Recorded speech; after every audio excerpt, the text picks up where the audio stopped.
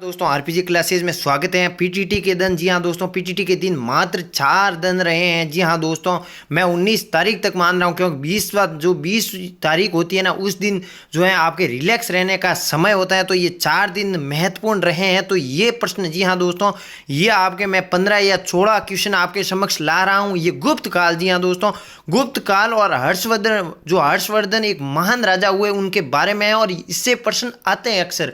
बिल्कुल पिछली बार भी जो है 2 क्वेश्चन पूछे गए थे। तो ये 5 जो 15 या 16 क्वेश्चन एनालिसिस करके लाया हूं। तो कहीं ना कहीं ये जो है मिस मत कीजिएगा, वरना कहीं ना कहीं 6 या जो आपके 7 नंबर हैं वो कहीं ना कहीं कम हो सकते हैं। तो चलिए अपना राइट आंसर देने की कोशिश कीजिएगा। अगर आपको राइट आंसर नहीं आ रहा है तो कोई बात नहीं, इन प्रश्नों को याद कर दीजिए, जो भी 15 क्वेश्चन आपके समक्ष आ रहे हैं उनको।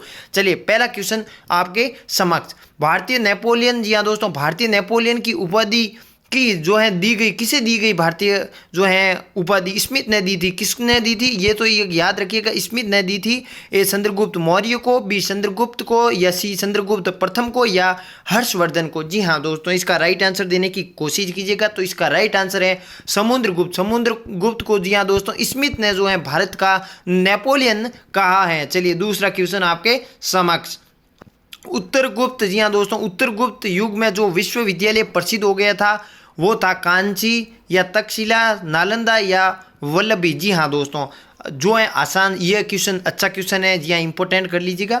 तो इसका राइट आंसर है सी नालंदा विश्वविद्यालय। जी हाँ दोस्तों, नालंदा विश्वविद्यालय में अनेक किताबों का भंडार था। वहाँ पर जो है ये घटना घटित हुई थी, ये वही नालंदा विश्वविद्यालय है। चलिए तीसरा क्वेश्चन आपके समक्ष, रोमन साम्राज्य के साथ भारत का जो व्यापार है वो रोम के द्वारा किसके आक्रमण के साथ समाप्त हो गया? जी हाँ दोस्तों, किसका आक्रमण हुआ था?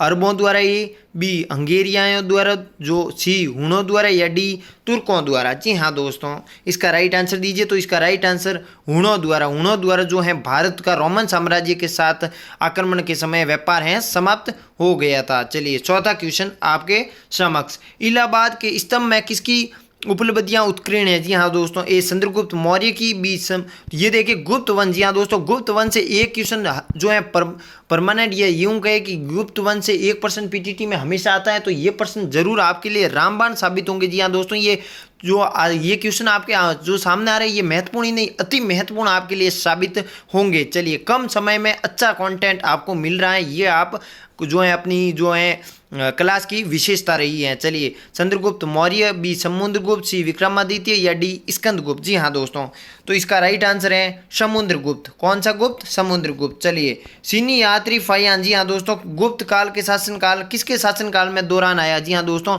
3 स्टार लगा लीजिए, बहुत ही अच्छा क्वेश्चन। ए चंद्रगुप्त मौर्य, बी समुद्रगुप्त, सी चंद्रगुप्त द्वितीय, या डी कुमारगुप्त? जी हाँ दोस्तों, अच्छा क्वेश्चन। जी हाँ दोस्तों, एक आया था हैंगसांग। जी हाँ दोस्तों, हैंगसांग आया था हर्षवर्धन के समय, वो एक, जी हाँ दोस्तों, ये हैंगसांग जालोर भी आया था। जालोर में आकर जो है पीली मोला कुछ इस प्रकार से वर्ड दिया था, तो ये जालोर भी आया था। चलिए तो इसका राइट आंसर दीजिए। इसका राइट आंसर देखिए चीनी यात्री फाहियान। जी हाँ दोस्तों, फाहियान जो है वो किसके समय आया? ये आया था आपके चंद्रगुप्त सेकंड। जी हाँ दोस्तों, कौन सा?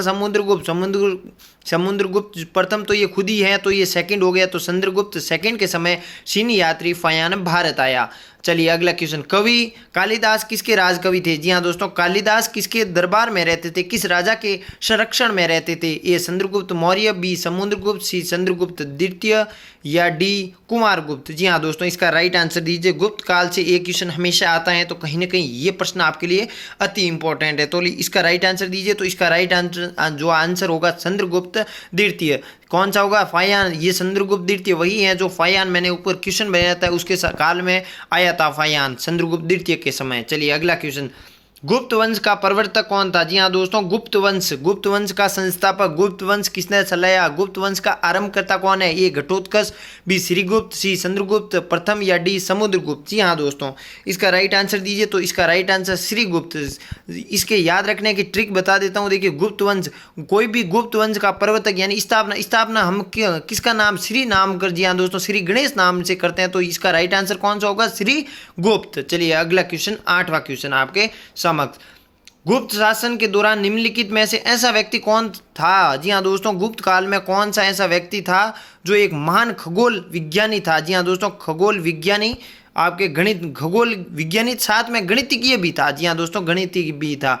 ए भानुगुप्त, बी वाघभट्ट, सी आर्यभट्ट या डी वराहमिहिर? जी हाँ दोस्तों, अच्छा क्वेश्चन, इसका राइट आंसर दीजिए। तो इसका राइट आंसर जी हाँ दोस्तों आर्यभट्ट।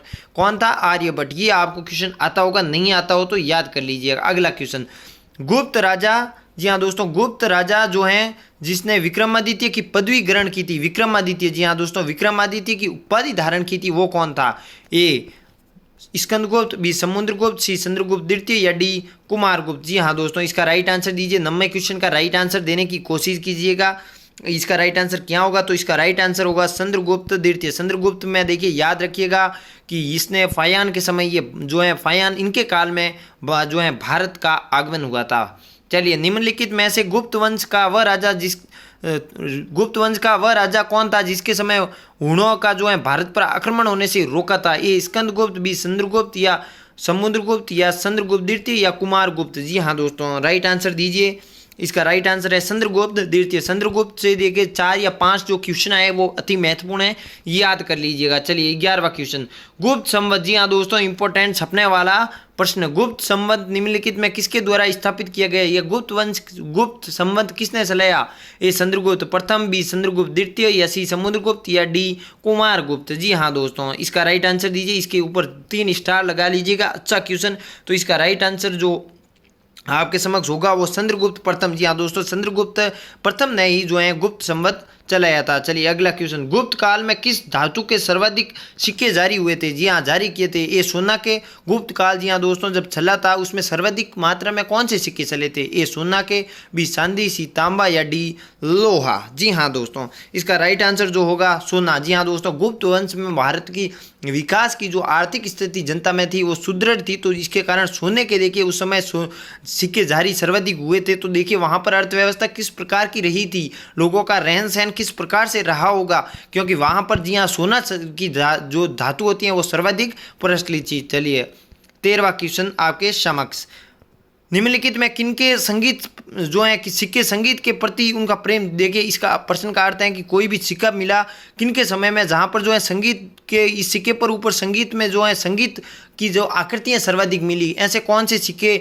जो किसके काल में थे? जी हाँ दोस्तों, किस वंश के काल में के थे? ए मौर्यों के, बी नंदों के, सी गुप्तों के या डी सोलों के? जी हाँ दोस्तों, अब आपको देखिए मैंने ऊपर क्वेश्चन बनाया था कि सोना, जी हाँ दोस्तों, सोने के सर्वाधिक सिक्के चले, इसका मतलब वहाँ पर अर्थव्यवस्था अच्छी रही होगी, तो उनको जो है अगर सोने के सिक्के चल रहे हैं तो वहाँ पर सांस्कृतिक, जी हाँ दोस्तों, सांस्कृतिक गतिविधियों को अत्यधिक महत्व दिया जाएगा। तो सांस्कृतिक में चित्रकला हो गई, शिलालेख हो गया, संगीत हो गया, तो ये गुप्तों के काल में हुआ था। चलिए, अगला क्वेश्चन की ओर अग्रसर करते हैं हम। अगला क्वेश्चन, चंद्रगुप्त द्वितीय को और किस नाम से जाना जाता है? जी हाँ दोस्तों, चंद्रगुप्त जो द्वितीय हैं उसको किस नाम से जाना जाता है? ये समुद्रगुप्त, बी स्कंदगुप्त, सी विक्रमादित्य या डी राणागुप्त? ऊपर क्वेश्चन ये रिपीट हुआ है शायद। जी हाँ दोस्तों, विक्रमादित्य की उपाधि चंद्रगुप्त द्वितीय ने धारण की थी, ये मैंने पिछले क्वेश्चन में बताया था। बाणभट्ट, जी हाँ दोस्तों, बाणभट्ट निम्नलिखित में से किस सम्राट के जो राज दरबारी थे? सेकंड 2 स्टार लगे इस पर। ए विक्रमादित्य, बी कुमारगुप्त, सी हर्षवर्धन या डी कनिष्क? जी हाँ दोस्तों, अच्छा क्वेश्चन आपके समक्ष। तो इसका राइट आंसर होगा हर्षवर्धन। जी हाँ दोस्तों, अगला क्वेश्चन, हर्षवर्धन अपनी धार्मिक सभा कहाँ किया करते थे? जी हाँ दोस्तों, हर्षवर्धन एक धार्मिक प्रवृत्ति का जो है सम्राट था।